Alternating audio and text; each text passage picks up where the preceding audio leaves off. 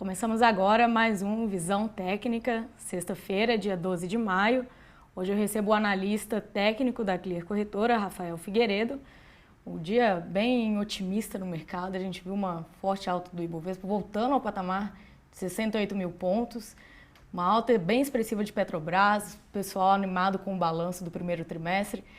Rafael, o que a gente pode esperar para o Ibovespa, sendo que a gente vem de quatro altas semanais seguidas e 4 altas diárias seguidas também? Então, boa tarde a todos. Eu vou começar pela última pergunta, que não é à toa porque a gente já vem de 4 altas semanais, não é à toa que o mercado está engajado nessa tendência de alta, com uma tendência muito bem pronunciada. A gente tem algumas coisas que estão bem óbvias.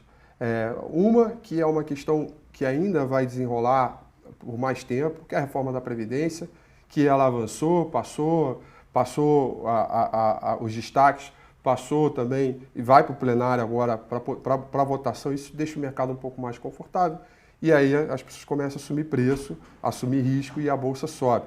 Mas um pouco alinhado também à questão do risco, nessa última semana a gente teve um dado muito bom de inflação que veio bem abaixo do esperado, que catalisa inflação e vendas no varejo, que catalisa ainda mais a possibilidade de queda mais forte no juro para a próxima reunião do Copom. E isso acontecendo reforça ainda mais a ideia de que bolsa melhora com a queda de juro.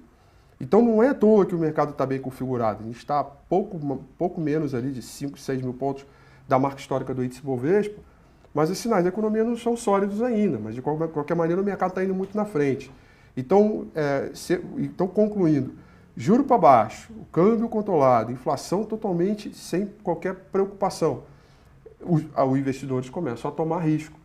Então, agora, como você mencionou, o investidor está bem de olho na reforma da Previdência, as últimas sinalizações são de possibilidade de aprovação.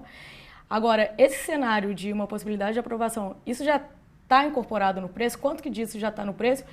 E também, se você tem visto alguma surpresa no balanço no primeiro trimestre, a temporada tem vindo muito boa.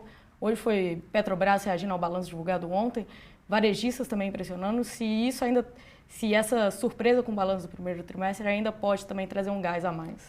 Você disse tudo agora. A surpresa do balanço, principalmente as empresas de segmentos domésticos, foram bem boas, as surpresas foram ótimas.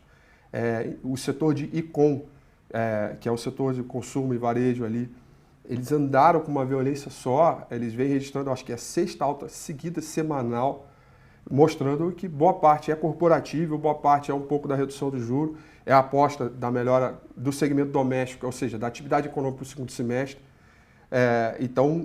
Você disse tudo. O que me surpreende é a capacidade dos agentes e do corporativo ter se antecipado ao movimento que está vendo agora, porque o resultado do último TRI já não foi tão bom assim. Mas ali estava no preço a inflexão e a tomada de decisões corporativas para fazer com que viessem bons resultados no primeiro TRI desse ano. Isso está acontecendo, isso para mim foi uma boa surpresa. Muitos resultados acima do esperado, resultados ou em linha, mas com uma projeção melhor. Então isso também acaba movendo expectativas. Então, assim, mostra que no lado corporativo, no lado das empresas, eles estão realmente se preparando para uma retomada cíclica da economia e aí os sinais, a comprovação disso vai ser os sinais de desemprego diminuindo para o segundo semestre e também um pouco da retomada do crédito, que é ainda bem limitado. Em relação à reforma da Previdência, sua segunda pergunta, eu acho que boa parte disso está precificado sim, mas a reforma da Previdência, ela é, na minha opinião, uma questão estrutural de produto potencial, de questão da nossa economia, mas por um lado muito mais estrutural, de arrumar a casa para preparar a economia para ela girar muito mais fortemente do que ela giraria. Existe um problema cíclico nesse momento, que é o de curto prazo. A gente tem uma capacidade ociosa muito grande, o juro caindo não deixa de reduzir dívida de empresas e injetar dinheiro na economia, fazer com que o dinheiro circule na economia. O lance do FGTS também foi uma jogada muito boa, das pessoas resgatarem o FGTS inativo, também para injetar em dinheiro. Então, combinando tudo isso, acaba gerando uma sensação positiva.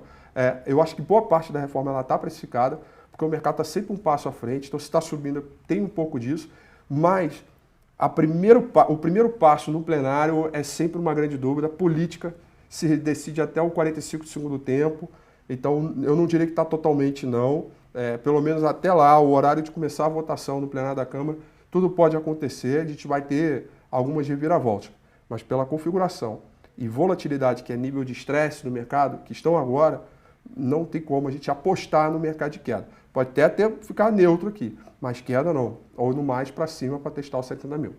Então seria esse espaço, do 68 até os 70 mil, que o Ibovespa teria ali para andar tranquilamente? Seria a precificação, que eu diria, com o juro caindo, 125, né, pontos percentuais, o que seria uma outra surpresa positiva, que o mercado começou desde ontem e hoje a precificar isso nos DIs. Vim com 125, que eu acho que tem todas as condições possíveis. Nos últimos dias, o movimento do DI tem sido bem forte. Exatamente. Né? Então, assim, tem essa condição, tem esse espaço, essa janela de oportunidade que pode acontecer, e aí há uma certa antecipação. Então, fechamos hoje 68,220. Temos ali 2 mil pontos, arredondando ali os valores, para chegar aos 70 mil pontos, que é um marco importante, psicológico, é um marco que reserva uma memória grande, é um número forte. Se falar, 30, 35 mil, 37 mil pontos, 70 mil pontos, ele é um número forte. Então, vai ter uma briga boa ali. Inclusive, quem está cético, ali é um ponto que ele vai procurar para vender. E chegando nos 70 mil pontos, o que você espera ver no Ibovespa para ou talvez dar uma nova pernada, ou talvez trazer uma correção? Eu espero o seguinte, a gente não tem como ir para os 70 mil pontos sem que as commodities andem. Não tem como, é muito difícil, porque o setor de consumo já foi, imobiliário, essa semana foi um destaque, principalmente segmentos ligados a Shopping, BR Malls, Iguatemi, Aliança, todos eles andaram muito bem. Então, está tudo indo, o setor financeiro está quase num marco histórico, está tudo indo muito bem. Mas eu não consigo acreditar que a Bolsa vai lá piscar os 70 mil pontos sem que a Vale e a Petro andem. A Petro começou a andar, teve um bom resultado, eu acho que gerou um grande fluxo, já deu entrada, tecnicamente falando, saiu uma figura triangular, já foi embora. Está bem legal, dei compra, estou confiante na Petro até os 16,30. Faz parte da carteira semanal Rafi, que a gente vai falar daqui a pouco. Mas a Vale depende um pouco do minério, depende um pouco ali da China, então precisamos um pouco dela ali. Não precisa com a força total que ela apresentou no início do ano, não. Basta 1/3 da força que ela apresentou, 70 mil pontos, vai rapidinho. Mas a gente precisa dela, e nesse momento ela está um pouco fraca. Ela é minha aposta para a semana, mas por uma questão de manutenção da carteira, eu não posso ficar para trás do índice Bovespa, mas de todos os papéis indicados, é o que eu menos colocaria peso, relevância, porque é um papel ainda que depende um pouco do minério da China, que está ali um pouco travado. Então, é uma decisão que a gente vai ter que ir reavaliando ao longo da semana que vem. Para resumir tudo isso, vamos jogar agora no gráfico e para compilar toda essa análise. Maravilha, vamos lá. Olha, o gráfico do índice Bovespa, a gente está aqui com aqui em cima é a carteira semanal Rafi, eu deixei separado para todo mundo, então tem aqui Fibra, Petro, Light, Direcional e Vale, e aqui está o índice Bovespa, né? Repara, muito próximo de testar o último topo aqui, que é o topo do ano, 69,050, 69,250. O semanal era imprescindível, eu comentei isso muito no domingo com o Rafi, e comentarei de novo no próximo domingo com o Rafi, que era imprescindível fechar a semana acima de 66.820 pontos. Fechamos em 68, então muito acima, com candle de impulsão, na quarta semana consecutiva de alta, mostrando o fôlego, fez fundo em cima de uma linha de tendência de alta. Então, como todo topo merece um teste, eu acho que para essa semana a gente vai vir testar aqui essa região compreendida entre 69 até 70 mil pontos, podendo aí ter alguns enroscos pelo caminho. Só para a gente fechar esse bloco, a gente não comentou de dólar, mas vamos dar uma olhada no gráfico? Vamos lá. O dólar ele tinha uma resistência muito forte aqui na região dos 3,20, né? No spot, 235 aqui no futuro. E a queda de hoje, de ontem, muito reflete o que o DI vem fazendo, vem caindo bastante. E eu acho, sinceramente, que a gente está pronto para perder esse último fundo aqui, né? Ainda mais com o Ibovespa com cara de fazer novo topo, buscar 70 mil.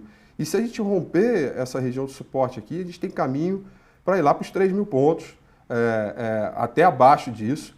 Então já começo também a especular um dólar abaixo dos R$3. Mesmo que tenha algumas dificuldades, tem alguns suportes intermediários pelo caminho ali que são importantes, mas eu consigo, já dá para especular um dólar abaixo de R$3. Bom, Rafael, vamos fazer uma pausa. Daqui a pouco a gente volta no segundo bloco, a gente vai analisar Petrobras, Vale, e no terceiro bloco a gente vai comentar sobre mais algumas ações que estão na carteira do Rafi da semana. Até daqui a pouco.